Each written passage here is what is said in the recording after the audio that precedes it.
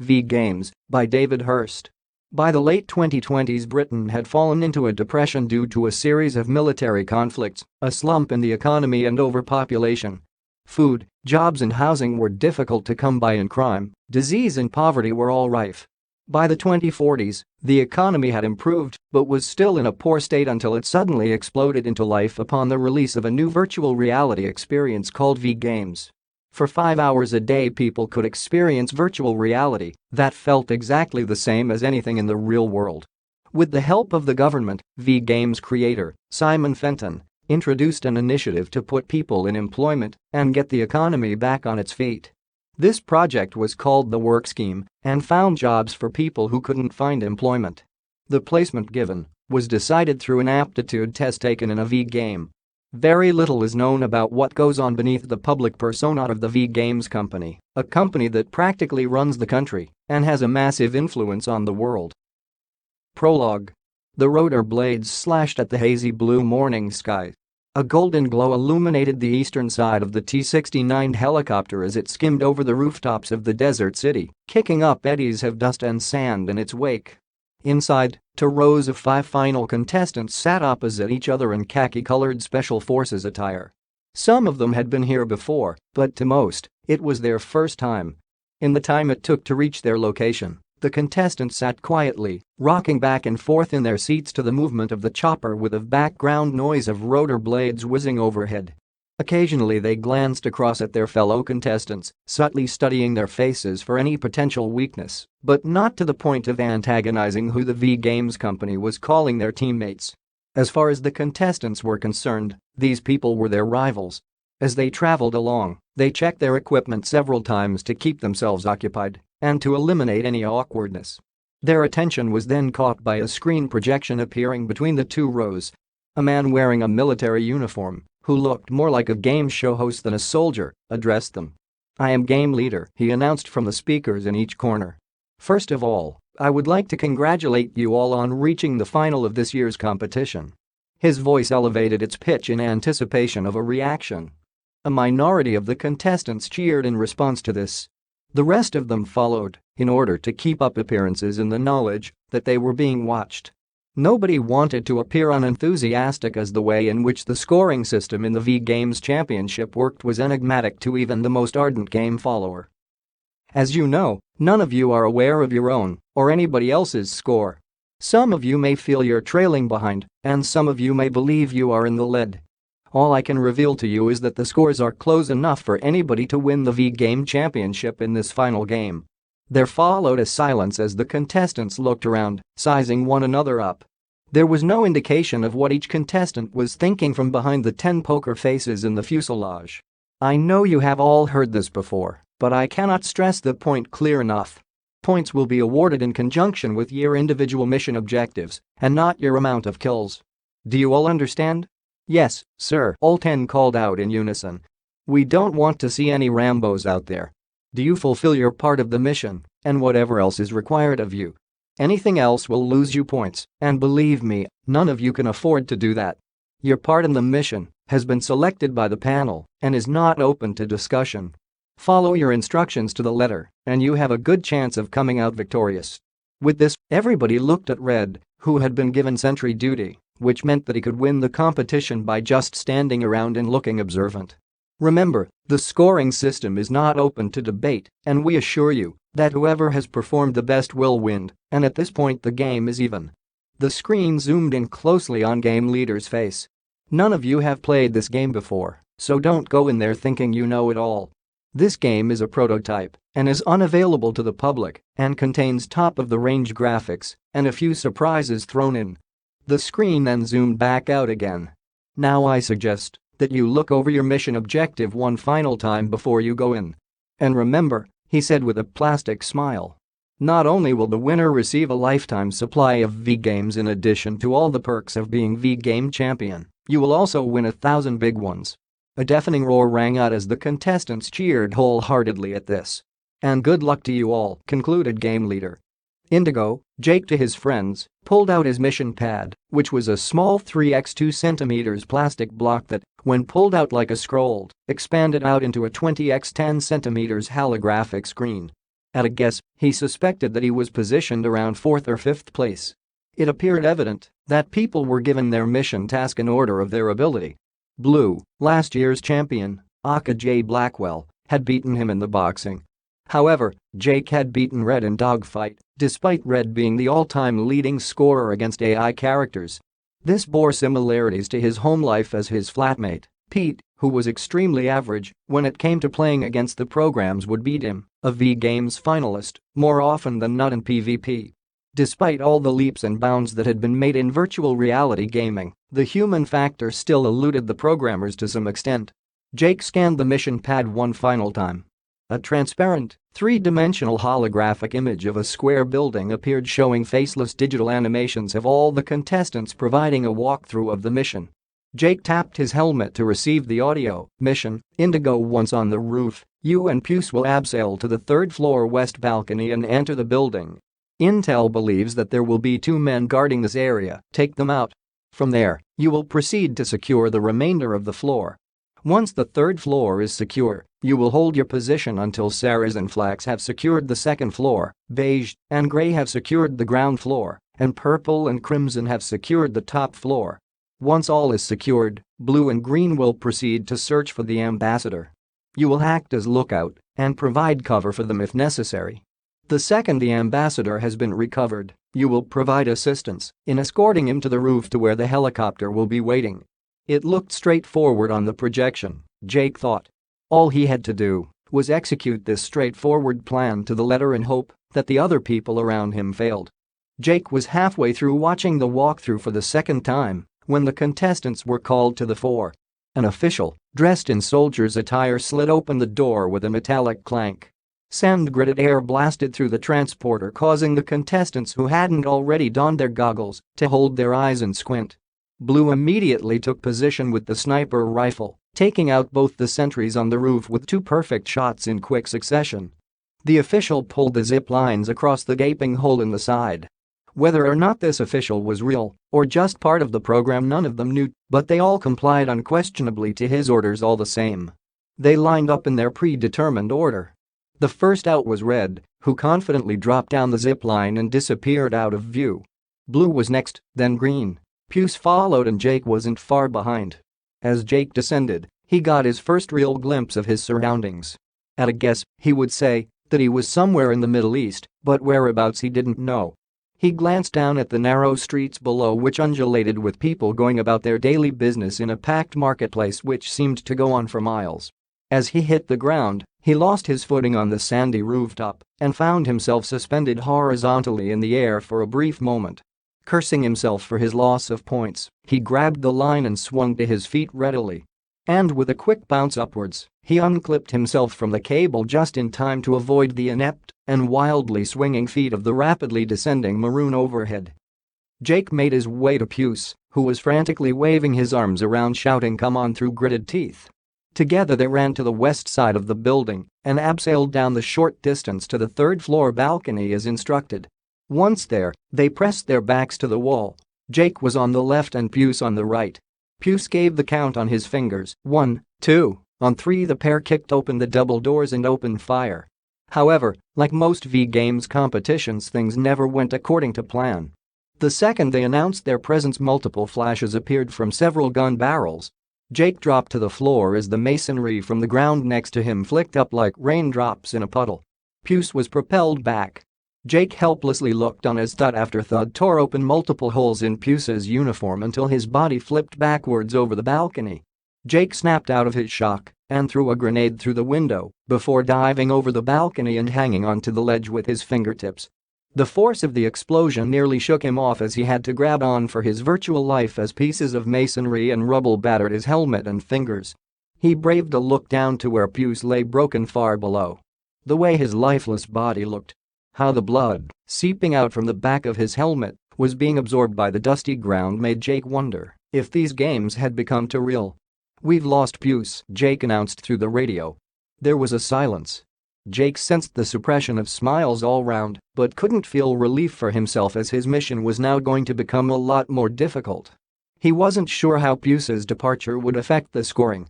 It could be that he was now in a position to score higher, but it was more likely that he would have been deducted points from losing his partner.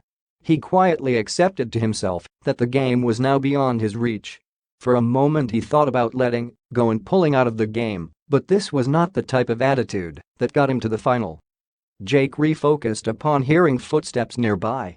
He had noticed that the masonry of the balcony had been broken away to reveal the steel concrete support a few feet away on the underside. Knowing he would be seen where he was, Jake swung his body and managed to touch the frame with his fingertips, but it wasn't enough to hold him and sent him swinging back.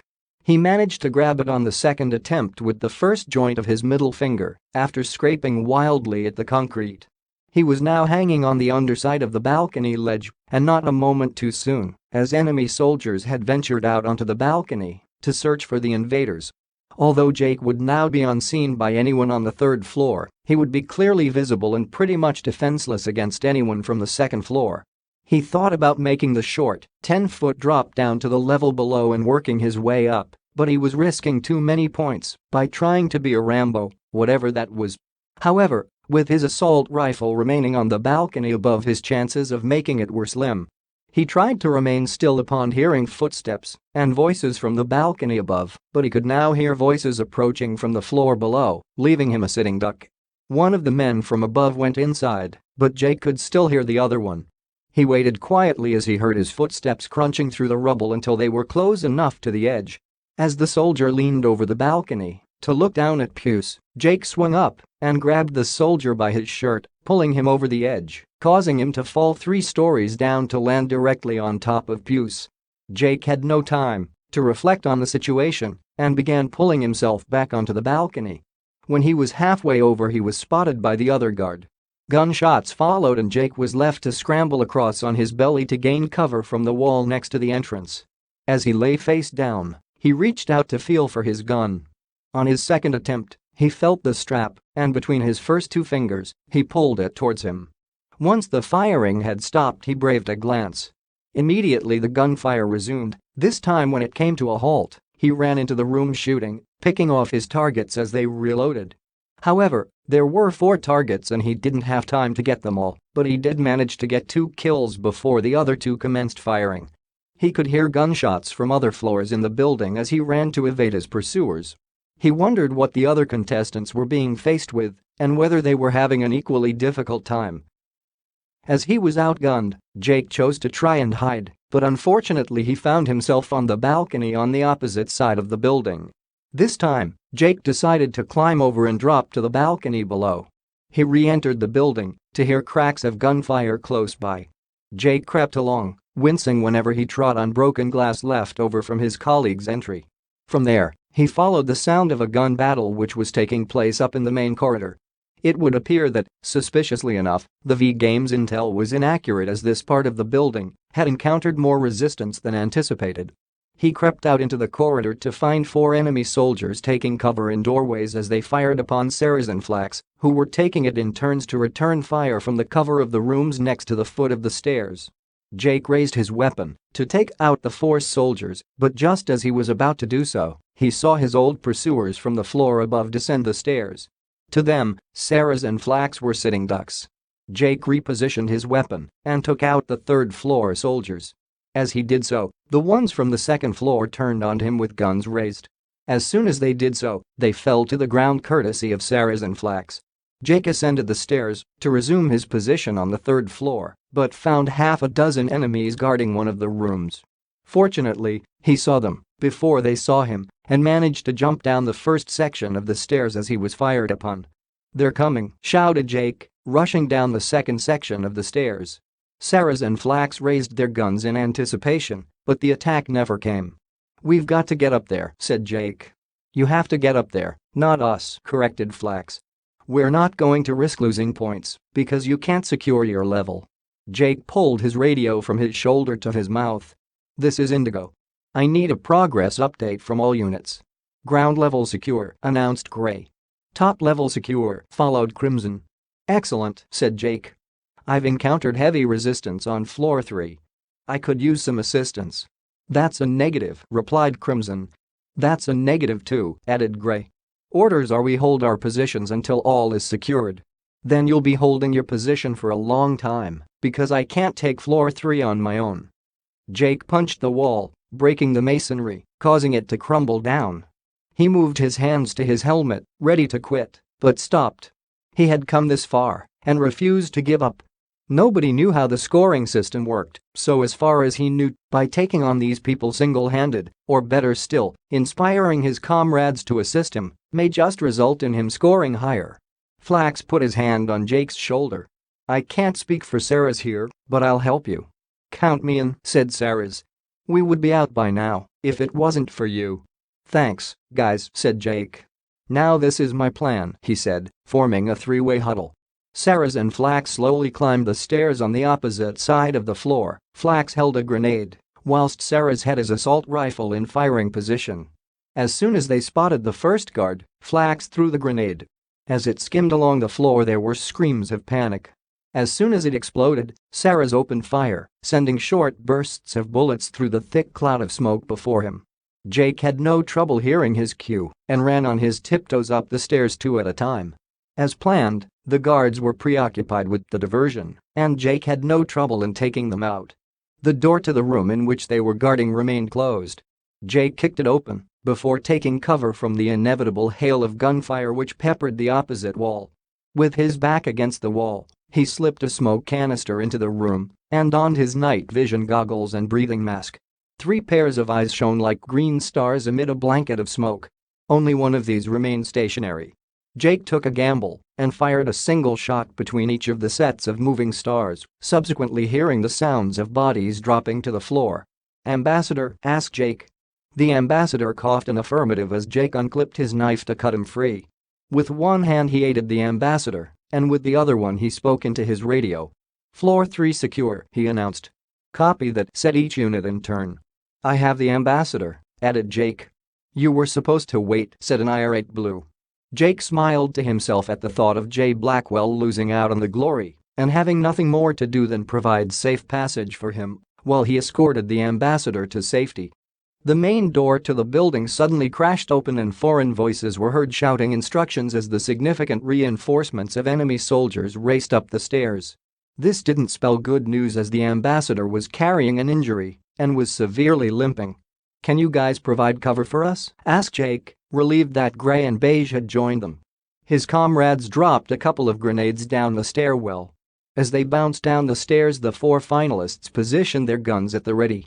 Jake didn't stick around to see the outcome and, taking the weight of the ambassador, he assisted him up the stairs to the 4th floor. Once there, they made their way down the west corridor. It was slow going and Jake found himself getting frustrated by the lack of speed in which the ambassador was traveling. Blue burst out of a door ahead, moving his head from side to side, obviously looking for them. "This way," he instructed, indicating towards the east corridor. "It's clear this way." "No. We have to go this way." "We're nearly there," Jake insisted, already having traveled halfway. The ambassador then spoke up. "You heard the man. He said it's clear that way." "Okay," Jake sighed. It was against his better judgment, but he felt that arguing with the ambassador would probably lose him points. He went through the door which Blue had come out of and made his way through the darkened rooms across to the east corridor. According to Jake's map, he only had to open the door and make a right, and it would put him at the front of the stairs. As he opened the door, the bright light caused him to squint. Before his eyes had even adjusted, he spotted an enemy soldier. Instinctively, Jake spun round and fired, letting go of the ambassador who fell to the floor screaming louder than the enemy soldier did when Jake put a round in him. After a quick look around, he picked the ambassador off the floor. Rubble covered the stairwell to the roof, leaving only a small gap, which made it impossible for Jake to carry the ambassador through. "You'll have to go through on your own," Jake instructed. "I'll provide cover for you." With the ambassador's injury added to his stout frame, neither of them were sure whether or not he would get past, but as the enemy soldiers rounded the corner he found the strength to squeeze through. Unfortunately for Jake, the ambassador took his time in getting to the roof, which allowed the soldiers to get closer. Jake's accurate shooting must have been scoring him some serious points as he was taking out soldiers from either side. He then felt immense pain, like his stomach had caught fire. It was more painful than anything he had experienced despite him being used to playing on 0% assistance. With the ambassador reaching safety, it was time to get himself onto the roof and to the helicopter. He pressed his hand against his wound and climbed through the rubble. As he opened the door, he felt another surge of pain like before, only this time it was in the back of his leg. He fell down on the stairs with only the pile of rubble separating him from the boy of around 18 years of age, who had his gun pointed firmly on him. The ambassador emerged on the rooftop alone. The others were waiting at the entrance to the east stairwell, firing rounds at the oncoming enemy soldiers. Flax noticed him first and came to meet him. "Are you okay, Ambassador?" The ambassador forced a nod. "Where's Indigo?" The ambassador shrugged his shoulders. "Down there." Jake knew he wouldn't get to his assault rifle in time. Instead, he reached into his holster and fired through it. Jake couldn't tell if the shock on the boy's face was due to him being shot or how it had managed to happen. Regardless of this, the result was the same, and the boy dropped to the floor. Jake rolled onto his front and began to drag himself slowly up the stairs. "That looks like the last of them," announced Gray, pulling back after firing a final short burst of bullets down the stairwell. The helicopter then descended from above. As it came into land, the contestants formed a protective circle around the ambassador. One by one, they mounted the helicopter. Blue was the final passenger. He scanned the surrounding rooftops one final time before climbing aboard. As the helicopter took to the air, Sarah saw a figure staggering out from the west stairwell. "It's Indigo," he shouted with amazement. "It's too dangerous." Blue shouted over his shoulder, reading Sarah's thoughts. "We have accomplished our mission and we can't endanger that, not even for a fallen colleague. But it's too late. We can't risk getting shot down." As he watched the helicopter disappear into the distance, Jake collapsed to the ground. With his injuries worsening, he had a sudden, disturbing thought: this was actually real.